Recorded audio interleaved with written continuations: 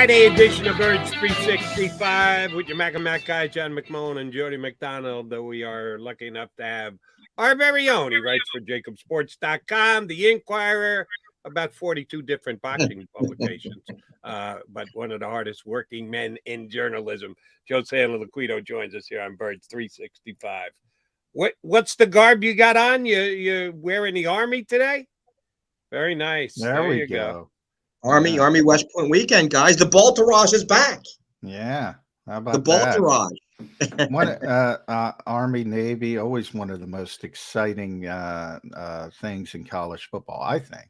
I don't know how many people agree with me, but that's always a big part of college football for me. But we're talking pro football, Joe. We're talking the 10-1 Philadelphia Eagles. I don't know if you heard me. I mentioned I have not picked the Eagles to lose a game this year. I picked them, to not cover spreads and things like that. I have not picked them to lose a game. So for all the people that think I hate the Eagles, I know they're a really good team. This game, though, I look at and I say, I got a little bit of a concern. And it's not, the Eagles are a better team. A couple things I mentioned to Jody. He doesn't buy my, there's just not as much juice with intra-conference games. I think that's part of it. I also think, and you're a boxing guy, and you hear this all the time, styles make fights. And the style of the Tennessee Titans is not what the Eagles are built for. Is that fair to say?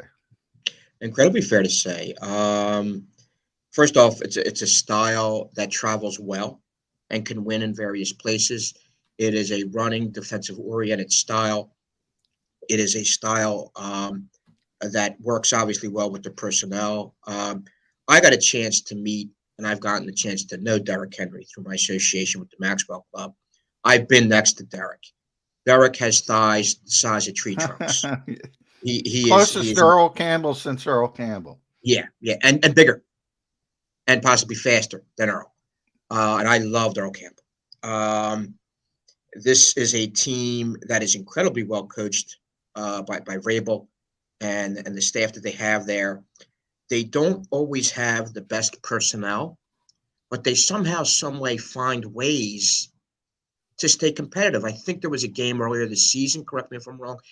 They went into overtime with Kansas City, correct? They went into overtime with Kansas City.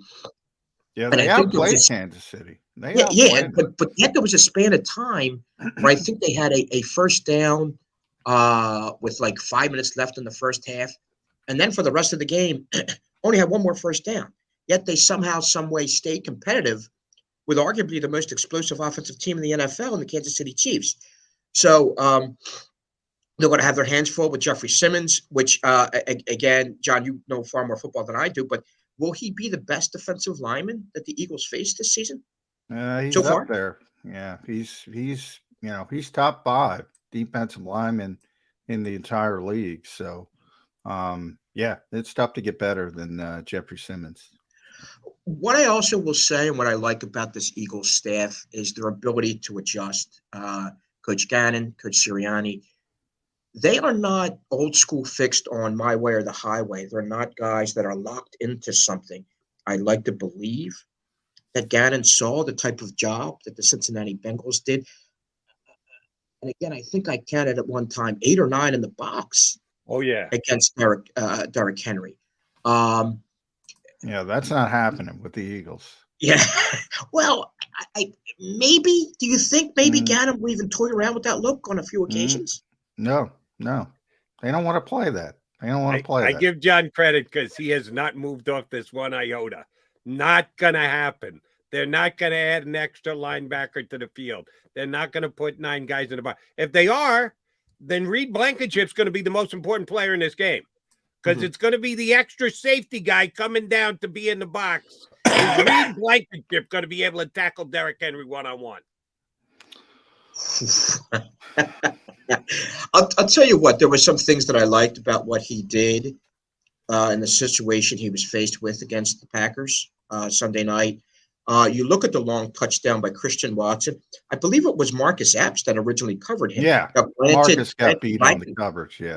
Blankenship took a wrong angle into taking him. I believe he came inside where he should have reared a little bit more outside. And the other major concern, obviously, is and again, is a pet peeve of mine, is their special teams. I have it in my mind, and it's a recurring nightmare. They're in the NFC Championship, hosting the San Francisco 49ers. They just go up 26-23 with 47 seconds left. And there's a kickoff that is returned a yard deep in the end zone. And you have N'Kobe Dean and Zach McPherson and Kayvon Wallace and Kayron Johnson all merging down there. And just like Keshawn Nixon did, they get smashed out of their lanes. Yeah. And you got a lane right up well, there. I was going to say, Joe, forget about a yard deep. They're taking it out 5-6 yards deep against the Eagles. People look at Kayvon Wallace made a great play on Nixon. He wound up making a tackle on that play. But Kayvon Wallace had outside contain. He's the one that got blown out. We're giving Nixon that lane to run through. So this is something there that I feel. Let's all agree. I mean, this has been a special team. They seem to be heading in a special direction.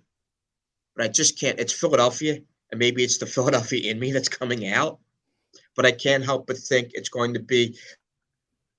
I go back to, oh my God, was it Horst Muhlmann that missed the extra point against the Atlanta Falcons in that? Yes, nice Horst Muhlmann reference. That's a tremendous pull. I suffer from Horst Muhlmann disease. I can't look past those situations that have happened in Eagles past. I mean, granted, again, that's past, and this is the present. But my inner Philadelphia in me comes out. There's been a lot of good things that happened to the Eagles on special teams. Deshaun Jackson, obviously. Yeah. Oh yeah, my God, yeah. Since then, but you this harp on the bad things, yeah. With this current situation and what's happening here right now, it either gets addressed, or again, my fear in the back of my mind, my very small mind, is that this could lead to the ruinization of a great year. Here's why. And the Eagles are this is certainly as close to a Super Bowl that you can get. I mean, this is a Tennessee team that's right now. I mean, obviously it's the best team the Eagles will face in the AFC, and it's a great preview as to what possibly could be. I'm not saying it is. I don't think it is. I don't think the Titans are going to get out of the AFC, but it's as close to it. And this is a great test for the Eagles. Here's why. And Mr. McMullen, I think they're going to win. And I'm supposed to be an Eagles hater too. Johnny's leaning toward a loss. I haven't made my prediction yet, but I will disagree with John. He might be right, but if he is, then shame on the Philadelphia Eagles if that's the case, that there's less juice for this game because it's an AFC opponent. It's not a rivalry game. The team that may be the biggest deterrent to the Philadelphia Eagles making the Super Bowl might just well be the San Francisco 49ers. Johnny's choice to come out of the NFC this year. That would be great if it's his choice against my choice in the NFC Championship game, 49ers Eagles, which is certainly what it looks like for me right now. The Tennessee Titans are a lot like the San Francisco 49ers. Yeah. Good defense, physical, punch you in the mouth, gonna run the football down your throat, an offensive coordinator who is dedicated to the run. Their quarterbacks are similar. Jimmy G's not going for 450 against you. He's just gonna dink and dunk and underneath and not turn the ball over. Sounds a lot like Ryan Tannehill to me. If you want to get prepped for San Francisco, they're not on the schedule. We talk so much about, who the Eagles played. They haven't played it. But you play who you play. Your schedule's your schedule. They can't say, can we play San Francisco to prove ourselves? No, it doesn't work that way. We'll go ahead and beat Tennessee then. That's the most San Francisco-like team on the Eagles schedule. There should be no downturn for this game, lack of juice. It should be something they can use as an outstanding prep for upcoming playoff games. Yay or nay? Oh, very much yay. Very much yay. And also, San Francisco is very well coached. I mean, DeMeco Ryans, I don't know how much longer he's going to be defensive coordinator. He's going to get a head coaching job before Jonathan Gannon. Yeah. I don't know about that. I'll predict that for you right now. I don't I'll know make about any that. wager Johnny Mac wants to make that D'Amico Ryans gets a head coaching job before Jonathan Gannon. JG was ahead last year. I'll say that. He Well, got the 3 interviews. but I D'Amico, still, and maybe I'm just You being mean like hard-headed here. the Chiefs offensive coordinator, who's had how many interviews now, and how many jobs? well, and some people will say, that's one of the issues with the NFL with minority candidates, and some people will say Jonathan Gannon's got the advantage from that standpoint as well. Hopefully, that's not the case. But I always say with JG, yeah, and even Jody McDonald saying, yeah, in 5 minutes, if I put him in a room with you, you'd be singing a different tune. He wins people over. He wins people over quickly, and that's half the battle when it comes to these interviews. That's one of the reasons it's about people, it's about relationships. And the minute people walk in a room with Jonathan Gannon, they go, wow, that's kind of why he's where he is, to be honest. Let me ask this: why do you believe he may not toy around with the idea of throwing eight in the box possibly Sunday? Well, their whole philosophy is, and I've said it for a long time now, to the point people are probably tired of hearing it. They run the Vic Fangio scheme, which is about limiting explosive plays on the back end. They've already done this cost benefit analysis. They think it's more important to stop the passing game than the running game in the modern NFL. I disagree with them. On a given week like this week, it changes. But long term, it doesn't change for the Eagles. Yeah, but long term, it doesn't. So that, number one, that's their philosophy. They don't want to go. I've always compared it to playing Navy. You got your Army sweatshirt. You can't justify just preparing for Navy because not enough teams play like Navy. It's not that drastic in the NFL, but you can't really justify it from the Eagles. And by the way, it's not the Eagles, just the Eagles. Last time I checked, 12 or 13 teams were running the same scheme. They all believe the same thing. So it's about playing light boxes and then quarters coverage, cover 6, cover 2 on the back end, and disguising things as much as possible to the snap. That's the Eagles' defensive philosophy. They're not going to change it for Derrick Henry for 60 minutes of football. That's, and maybe I'm wrong. And I might even hope I'm wrong because Jody knows I don't even particularly like this scheme. It kind of drives me crazy at times, but that's what they believe. And to this point, it's proven to be true. Yes, and I feel badly I'm stepping on it. I feel the need to repeat this again. I have no problem with the thought process, with the scheme, with their overall way of looking things. My problem is inflexibility. And John says it like every show we do here on Birds 365. Not happening, not happening, not happening, not happening. That's the way they play defense, and they're not going to change. That sucks. I'm sorry. Jonathan Gannon, head coach, if you don't have the capability to be flexible on a given week and be able to tinker, not drastically change, tinker your defense, well, then you can't be my head coach. You're so married to your system that, oh, no, we're going to go down this way. I will say we can't possibly change. Then why the hell would I ever make you my head coach? The tinkering is built in. The tinkering is the variable fronts. The tinkering is more 5-man fronts, more Linval, more Jordan Davis, less 4-man fronts because Derrick Henry's on the field. It's built in. The tinkering is built in. If quarters isn't working 1 week, maybe you go to cover 6, maybe you go to more cover 2.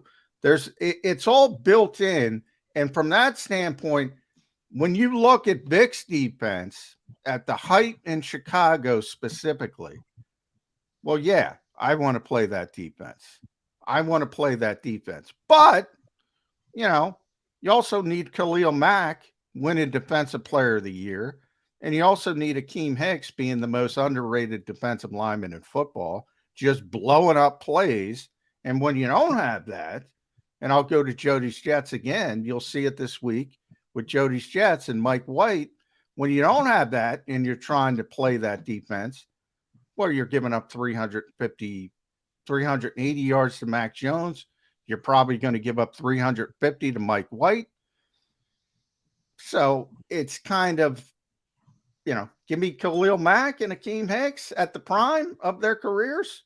I freaking love this defense. Don't give me those guys.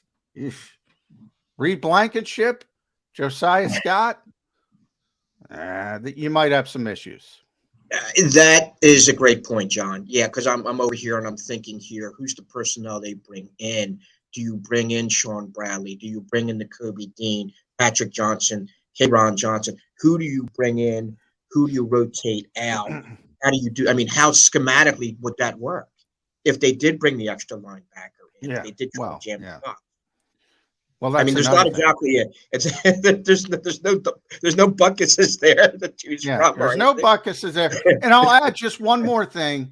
If you don't practice something, it's probably not a good idea to roll it out there. I thought they tinkered. They don't practice tinkering? No, the tinkering is built in. That's why I said the tinkering, their tinkers are already built in.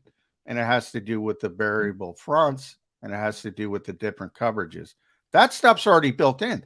That's stuff they practice. The other stuff that people want them to do, they don't practice. So it's probably not a good idea. And my point is, shame on them. If that's the case, shame on them. They should practice it. They should be ready to play it on a Sunday. What's the status of Jordan Davis? Is he scheduled to be back? I think he's going to be back. He's practicing. They started his window. We won't know. You know how the Eagles are, Joe. We won't know till Saturday at 4. My hunch is he'll play. He looks ready to go. He lost 20 pounds, so conditioning isn't a problem.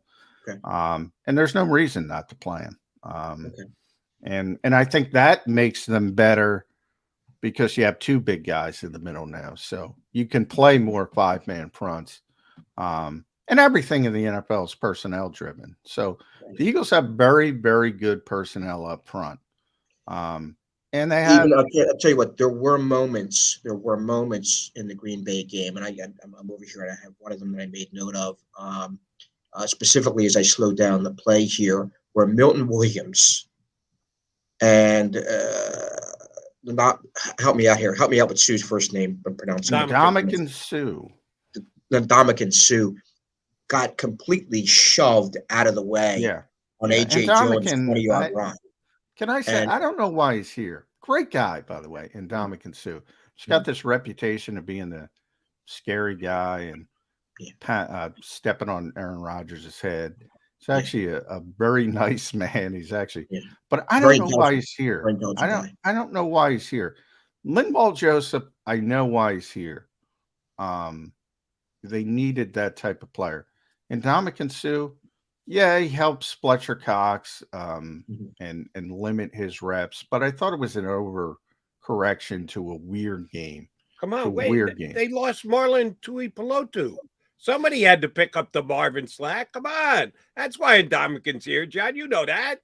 Well, Marlon was playing nose tackle, so Marlon was playing Linval's position. He was the backup to Jordan Davis, and he couldn't play that. So I get why Linval's here, and I thought that was a great signing, and it's working out very well for the Eagles.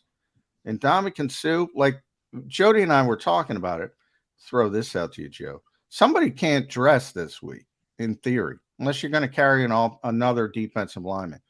And that's probably going to be Milton Williams, who is a good young player.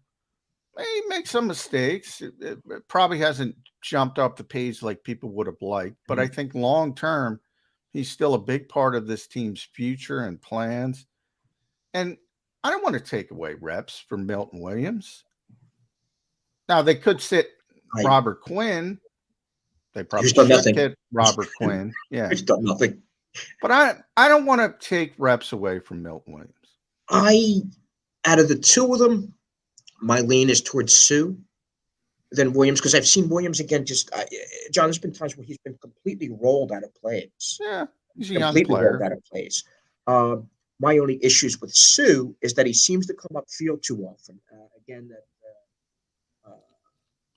was the first drive the previous week, where again Suh's coming upfield, and when he plays discipline, when he just basically stay there and uphold the blocks, just do your job and congest. He's fine, but that tendency to come up the field a little bit, that in trouble. And again, this is a guy that's been consummate pass rush, the consummate. He's breaking, he's breaking the pocket, a pocket breaker, but they're not asking him. And correct me if I'm wrong, they're not asking him to do that here. They're asking him to stay put. Well, but that's the problem. He was a superstar. He was a legit superstar defensive lineman, and he was a star player, all-decade team guy, 5-time All-Pro, used to going after the passer. And now you're right. They want him to muck up, play gap and a half, and that's not what he does. That's another example of I don't know if he's the best fit at this stage of his career. Whereas, Milton Williams is a young player.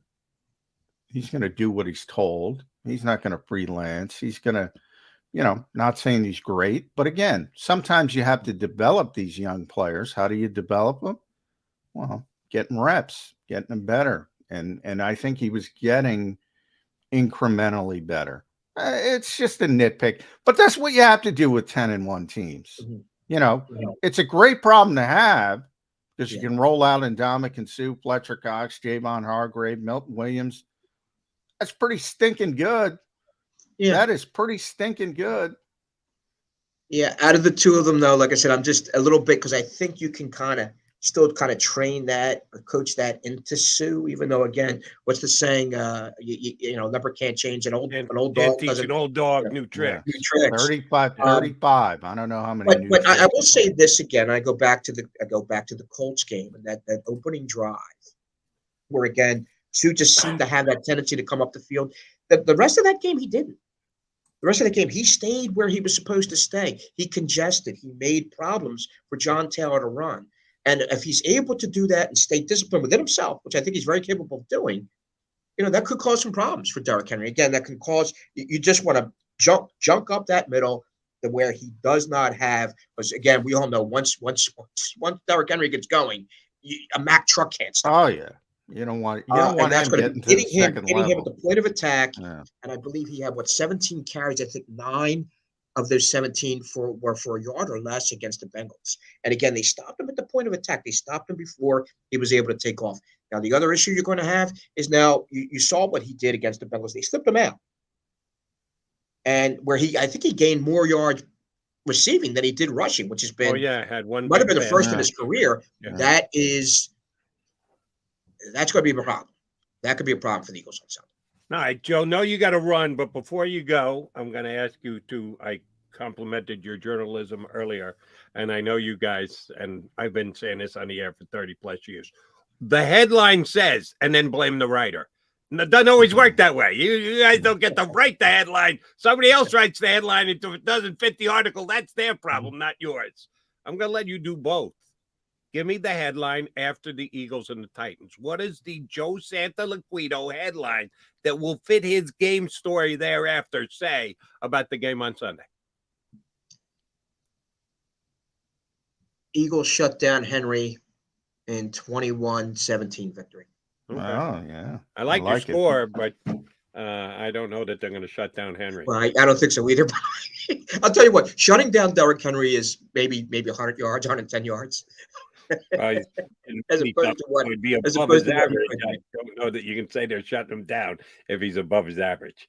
JS, no, you got to run. Thanks much for hopping on with us today. Appreciate it greatly. Gotcha, guys. We'll be right here on Monday for the post-game column on JAKIBSports.com. Thanks, buddy. Okay. Thanks, guys. All right. He's